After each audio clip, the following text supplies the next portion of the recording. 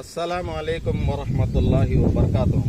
Sir, ఈరోజు మీ ముందుకి ఎటువంటి పొలం వచ్చిందంటే 2-3 రోజుల నుంచి మాకు ఫాలోవర్స్ ఫోన్ చేస్తున్నారు.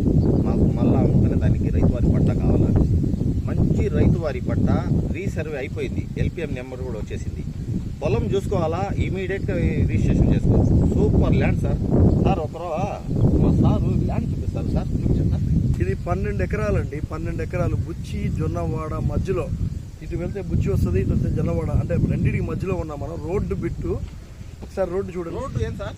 ట్రక్కు లారీలు. ఇది డైరెక్ట్ గా ఊర్లోకి వెళ్ళే రోడ్డు. ఇది అటు పోతే హైవేకి వెళ్తుంది. రోడ్డు బిట్టు ప్లస్ దీనికి ఏంటంటే కాలువ నీళ్లు కూడా ఎప్పుడు వస్తూనే ఉంటాయి. బాగా పండే భూమి అనమాట, బోర్లు అన్నీ ఉన్నాయి. ఇది 12 ఎకరాలు. ఇది ఇక్కడ ఎకరా వచ్చేసి 40 లక్షలు 50 లక్షలు ఉంది. కానీ కస్టమర్ ఏంటంటే కొంచెం అర్జెంట్ అని చెప్పి ఎకరా 29 లక్షలు చెప్పారు. ఇంకేంటంటే కొంతమంది చాలా మంది ఏంటంటే 12 ఎకరాలు మేము తీసుకోలేము అంటారు. 12 ఎకరాలు 20 ఎకరాలు తీసుకోవాలంటే 100 మందిలో ఇద్దరే ఉంటారు. మిగతా వాళ్ళందరూ చిన్నవి కొనుక్కోవాలనుకుంటారు. వాళ్ళ కోసం 4 ఎకరాలు కావాలో ఇప్పిస్తాం, 5 ఎకరాలు కావాలో ఇప్పిస్తాం, 3 ఎకరాలు కావాలో ఇప్పిస్తాం, 2 ఎకరాలు కావాలో కూడా ఇప్పిస్తాం. అంటే మీరు పేమెంట్ కట్టే దాన్ని బట్టి.